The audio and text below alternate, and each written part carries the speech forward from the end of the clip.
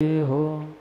भगवान महादेव अनादि और अनंत हैं। जब कोई नहीं था तब वह थे, और जब कोई नहीं रहेगा तब वही रहेंगे।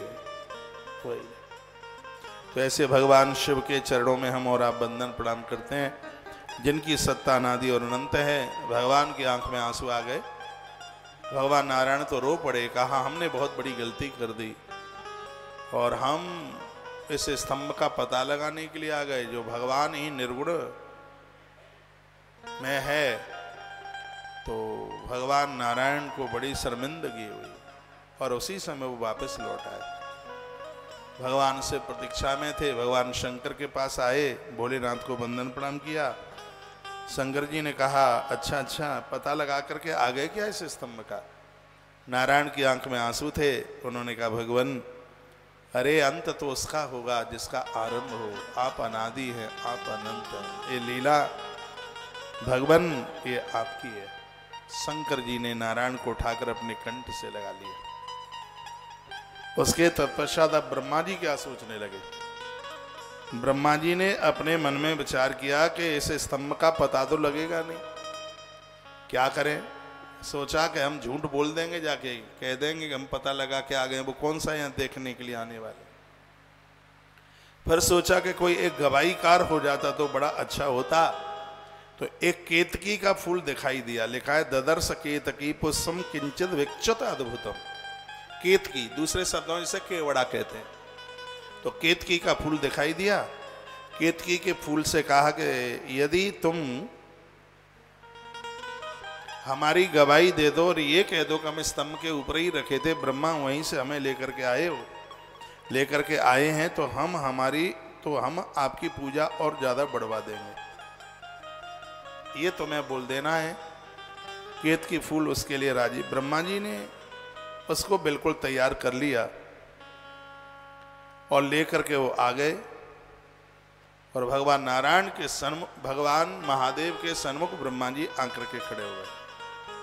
भगवान शंकर ने ब्रह्मा को पूछा, क्या पता लगा के आए इस स्तंभ के अंतिम छोर का।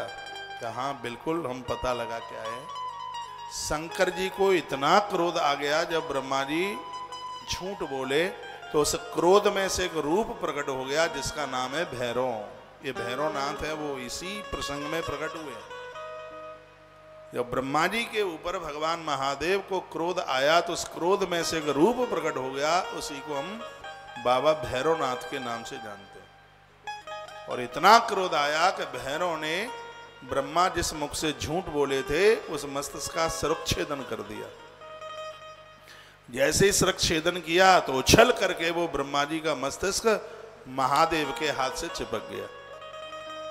शंकर जी सभी तीर्थों में गए, कैसे भी तो हाथ पर चिपका हुआ मस्तिष्क नीचे गिर जावे। तो वाराणसी के पास वो मस्तिष्क नीचे गिरा। आज उसको कपाल क्षेत्र के नाम से जानते हैं। बनारस के पास उस स्थान को कपालक क्षेत्र के नाम से जानते हैं। कथा में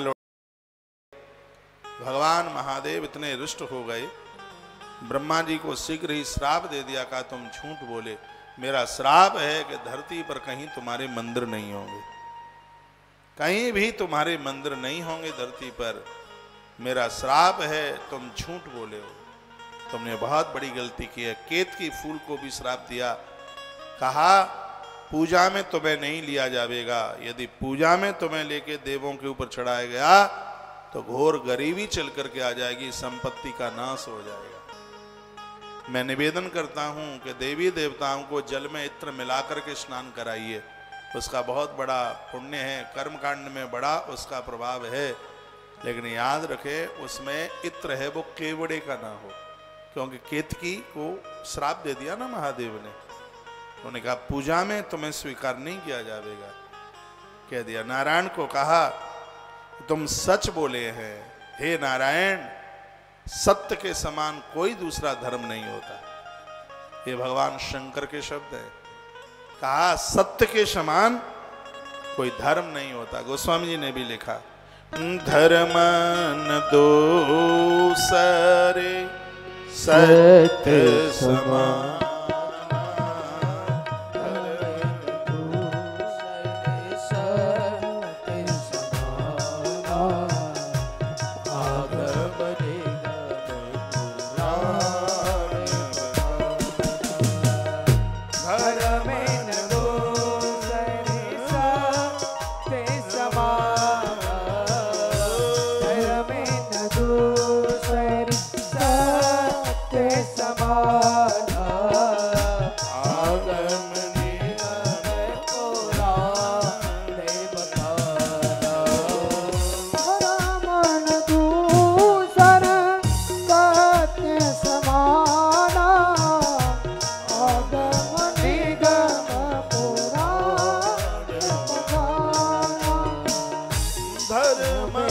दूसरे सत्य समान, धर्म में न दूसरे सत्य समान, आनंद नीर में पुराण बखाना, धर्म न दूसरे सत्य समान, आगम निगम पुराण बखाना। सत्य के समान कोई दूसरा धर्म नहीं है, ऐसा वेद पुराण कहते हैं। आगम निगम वेद पुराणों की यह भाषा है। सत्य के समान कोई दूसरा धर्म नहीं है। मैं कुरुक्षेत्र की व्यासपीठ से निवेदन करूंगा, जीव पर भी सत्य होना चाहिए, लेकिन और भी इंद्रियों पर सत्य होना चाहिए। जीव से सत्य बोल लेते हैं, लेकिन और इंद्रियां खुरापाती करती हैं, तो भी व्यक्ति अपराध का ही भागीदार है। आंखों का सत्य है, भगवान की नित्य तस्वीर देखिए। कानों का सत्य है, चुगली मन सुनिए, अच्छी बातें सुनिए। हाथों का सत्य है, गरीबों को सताइए मत, जरूरतमंद लोगों की सेवा कीजिए। अष्टादश पुराणेषु व्यासस्य वचन द्वयम, परोपकाराय पुण्याय पापाय परपीडनम। आप किसी के साथ परहित करते हैं, इसके समान पुण्य नहीं है, और आप किसी को कष्ट देते हैं तो इसके समान पापी और दूसरा कौन सा होगा। लोगों के हितैषी बनिए, लोगों के लिए जीवन जीने की कोशिश कीजिए।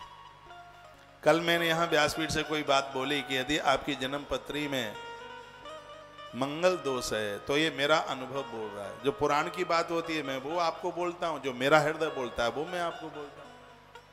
तो मैंने कल निवेदन किया, उसमें मेरा हृदय बोल रहा है, यदि आपकी जन्म पत्री में मंगल है, ये अंगारक है, ये अग्निकारक है, ये जो नारी अपनी रसोई में भोजन पकाकर वृद्धों का ध्यान रखती है, बूढ़ों का ध्यान रखती है, गरीब दीन दुखियारों को भोजन कराती है, मुझे नहीं लगता कि उसकी जन्म पत्री में मंगल दोषी बन करके बैठा रहेगा। मंगल तो आनंद कर देगा उसके लिए। कल ही मैंने निवेदन किया, अरे परहित परमार्थ के साथ जीवन जीना। किसी के काम जो आए उसे इंसान कहते हैं, पराया दुख जो जाने सच में उसे तो भगवान कहते हैं। ऐसा जीवन, ऐसे दीन दुखियारे आपके आसपास हैं, आपके गली मोहल्ले पास में। ईश्वर ने आपको आपकी जरूरत से 2 रुपया ज़्यादा दिया है, तो किसी सेवा के लिए, किसी जरूरतमंद के लिए खर्च करने के लिए दिया है। आपके घर में कुछ ऐसी दाई बाई आती हैं जिनकी बेटी की शादी है, कोरोना में उसका पति समाप्त हो गया, उसका बेटा चला गया, आपको नहीं पता है। ऐसे घर मैंने देखे, बहुत दिक्कत है, बहुत परेशानी, और ऐसे जनों के काम जो आते हैं। आप हमें लाखों रुपया दे जाएं, उससे आपको, खैर मुझे तो आप देंगे तो वो तो गौ माता को ही लगेगा। एक रूप में मैं कह रहा हूँ, आप मेरे निजी कार्य के लिए दे दें कि है आप महाराज ये कपड़ा लत्ता ले लेना, और ये अपने लिए ये खाने पीने की व्यवस्था कर लेना, ये हमसे 5,000 रुपया ले लीजिए। मैं एक बात आपको कहना चाहूँगा, जो 5,000 रुपया आप मुझे दे रहे हैं, ये 5,000 रुपया किसी गरीब की बिटिया की शादी है उसमें लगा दोगे तो मेरे पास से तुम्हें उतना पुण्य नहीं मिलेगा जितना आपको पुण्य वहाँ से प्राप्त होगा। ऐसे जरूरतमंद लोगों का ध्यान रखिए, उनका ख्याल रखिए। ईश्वर ने 2 पैसा आपको आपकी जरूरत से ज्यादा इसलिए तो ही दिया है। तो हाथों का जो सत्य है वो सेवा करने से, पामों का जो सत्य है अच्छी जगह इनको लेके जाइए। तीर्थों में आप जाते हैं, बहुत अच्छी बात है, इनको वहां भी लेकर के जाइए जहां आपके पहुंचने से गरीब की गरीबी समाप्त होती है, एक दीन की दीनता समाप्त होती है। इन पामों को वहां भी लेके जाइए। पाम भी कहते होंगे, एक ऐसे अच्छे इंसान को हम मिले हैं, हमारा भी जीवन कृतकृत हो गया, वो भी कहते हैं। ऐसा कुछ जीवन जिया जाए तो जिंदगी जीने में बड़ा आनंद आता है। भगवान बोले ब्रह्मा को, तुम झूठ बोले हो, तुमने सत्य के सहारे को त्याग दिया है। असत्य के समान पाप नहीं, सत्य के समान पुण्य नहीं। कुछ ऐसी जिंदगी जीने की हम कोशिश करें तो यही जीवन हमारे लिए सत्य का जीवन हो जाएगा, आनंदित मग्न जीवन हो जाएगा। लोग कहते हैं झूठ बोलने से काम नहीं चलता। मैं कहता हूं सत्य न बोलने से काम नहीं चलता, सत्य बोलने से ही काम चलता है। सत्य का सहारा लिए आज भी इस देश में बहुत लोग ऐसे हैं जो सत्य के साथ व्यापार करते हैं, सत्य के साथ जिंदगी जीते हैं। राजा हरिश्चंद्र की कथा हम देवी भागवत में पढ़ते हैं। हरिश्चंद्र समो राजा ना भूतो ना भविष्यति। उस राजा ने सत्य के लिए अपना सब कुछ खो दिया, जो खोया वो आया, भगवान भी उसे मिले। उस राजा हरिश्चंद्र की बात कर रहा हूं जो देवराज इंद्र के यहां शरीर के सहित जाते थे। बस एक ही नियम था, तो ये था कि झूठ नहीं बोलूंगा। हम लोगों ने ऐसा नियम ले लिया है कि सत्य नहीं बोलूंगा।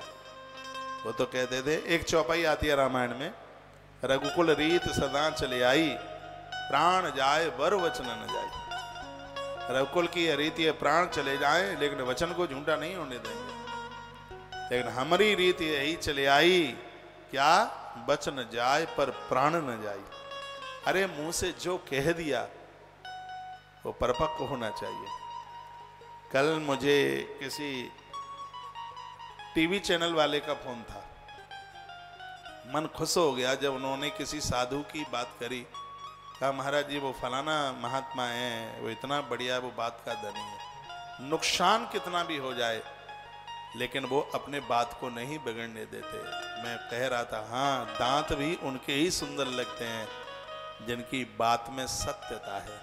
गणेश जी एक दांत वाले हैं क्योंकि उनकी एक बात है, बात को मत बिगड़ने दीजिए। जो मुंह से बोल दिया वो होना चाहिए। मैंने ऐसे भी लोगों को देखा है, किसी की बिटिया की शादी थी, उसने कहा भैया हमें एक 50,000 रुपया दे देना। हाँ उस समय तो इतने दाता, हाँ बिल्कुल आप चिंता ही ना करें, बस हमें 3 दिन पहले बोल देना। और जब जैसी उसकी बिटिया की शादी आ गई, उसने कहा कि भैया आपने 50,000 रुपया देने को बोला था, हमें दे दो ना। अरे तू जानता है सब तो व्यापार चौपट हो गया है, कुछ रहा ही नहीं है, सब खत्म हो गया है, तुझे शर्म नहीं लगती और तू ऐसे समय में मांग रहा है। और ऐसा उसको बहाना बना देता। उस समय उस व्यक्ति के ऊपर क्या बीतती होगी। तो आप वायदा मत कीजिए, और यदि आपने किसी को हाँ किया है तो अपने आप को बेच के भी व्यवस्था हो तो व्यवस्था करनी चाहिए। हम ऐसे पुरखों के ही तो वंशधर हैं, हमने उन्हीं की तो कथाएं पढ़ी हैं, सुनी हैं। लेकिन आदमी इतना झूठ बोलता है, उसको लाज भी नहीं लगती, उसको शर्म भी नहीं लगती। जिसके पास नहीं है वो तो हाँ ही नहीं करेगा, लेकिन जिनके पास खूब है, भरा पड़ा है, और ये गलतियां वो लोग करते हैं। आप किसी के काम तो आइए, किसी के काम आइए, आनंद होगा। वो दुआएं तुम्हें देगा, वो तुम्हें आशीर्वाद देगा। हो सकता है इतना आशीर्वाद देवताओं से भी ना मिले जितना कि गरीब से आशीर्वाद मिले। और आपसे कोई मांग रहा है तो बड़ा मन पा करके, हर व्यक्ति से नहीं मांगा जाता। किससे मांगा जाता है? मांगो उसी से जो दे खुशी से और कहे ना किसी से। मांगो उसी से जो दे खुशी से और कहे ना किसी से। वो किसी से बोले तो बहुत लोग 5,000 रुपया दे करके और गली में मोहल्ले में हल्ला करते हैं, कहते हैं भूख को मर रहा था 5 लाख दिए। नहीं, ऐसा नहीं होना चाहिए। मैं ग्रंथ में ही आपको लेकर के आ रहा हूं। भगवान शंकर ने डांट लगाई ब्रह्मा को और कहा तुम्हें लाज नहीं आती, तुम्हें शर्म नहीं लगी बिल्कुल झूठ बोलने में? ये तो बहुत समय लेते तुम हैं, क्या है अपनी जगह पर। लोग तुम्हें पूजते हैं, लोग तुम्हारा आह्वान करते हैं, वंदन करते हैं, तुम झूठ बोले। तो तुमने ये कहा कि मैं वहां तो मैं छुप करके आया हूं। अरे तुम्हें लाज लगनी चाहिए, मेरा श्राप है तुम्हारे लिए, धरती पर कहीं तुम्हारी पूजा नहीं होगी। गर्दन नीचे हो गई, रोने लगे मोटे मोटे आंसुओं से, धार लगी थी आंख में। अब नारायण को क्या बोले भगवान शंकर सुनिए। वत्स प्रश्नोस्मि हरे तस्तम मीसत्वम छन्नप सत्य वाक्यम ब्रूयात तस्ते भविता जनेषु साम्य मया सत्कृतरप्य लप्सी। भगवान ने कहे वत्स मैं तुम पर अति प्रसन्न हूं, क्योंकि श्रेष्ठता की कामना होने पर भी तुमने सत्य वचन का तुमने पालन किया है। मेरा वरदान है कि धरती पर तुम्हारी प्रतिमाओं की प्रतिष्ठा होगी, और जो तुम्हारे मंदिर बनवाएगा महादेव उसके ऊपर अति प्रसन्न हो जाएगा। जो तुम्हारे मंदिर बनवाएगा उसकी दुर्गति नहीं होगी, उसका कल्याण होगा। यह मेरा वरदान है तुम्हारे लिए। तुम्हारे उत्सव मनाए जाएंगे, तुम्हारे पर्व और तुम्हारे त्योहार मनाए जाएंगे। ऐसा भगवान शिव नारायण के लिए बोले। और फिर कहा कि ये तो मैंने अपनी तरफ से दे दिया। सुनिए, तुम शांत नहीं बैठा पड़ता, तो मैं अपनी तरफ से कुछ मांगना हो तो मांगिए। जो विशेष लोग होते हैं, विशेष जन होते हैं, वो तो भगवान है। वैसे भी विशेष लोग जो होते हैं वो अपने लिए कभी कुछ मांगते ही कहाँ। तो नारायण ने क्या मांगा? नारायण ने कहा कि हे भगवान, यदि आप मेरे ऊपर प्रसन्न हैं तो आप ब्रह्मा जी को क्षमा कर दीजिए। ये हम आपसे मांगते हैं, गलती इनसे हो गई है, इनको आप माफ कर दीजिए, इनको आप क्षमा कर दीजिए। धरती पर आपने वरदान दिए हैं, मेरे बहुत मंदिर होंगे। तो ब्रह्मा के लिए भी कुछ आंख में आंसू आ गए। शंकर तो बहुत भोले हैं, कह दिया इन्हें यज्ञ का आचार्य बनने का सौभाग्य प्राप्त होगा और मैं ही धरती पर चल के आऊंगा और पुष्कर में इनका एक भव्य मंदिर का निर्माण करूंगा। और वही भगवान शंकर आदि शंकराचार्य भगवान के रूप में अवतरित हुए और पुष्कर में आज एक विशाल काय मंदिर बना हुआ है, जो इस ब्रह्मा जी के मंदिर में दर्शन करते हैं। पद्म पुराण में पुष्कर का माहात्म्य लिखा हुआ है, उनकी वंश वृद्धि कभी भी नहीं रुकती। जहाँ आज जो सरोवर दिव्य है वहाँ वेदी बनी हुई है, यहाँ पर श्री ब्रह्मा जी ने अद्भुत यज्ञ किया। पद्म पुराण में पुष्कर का बहुत विस्तार से महात्म्य लिखा हुआ।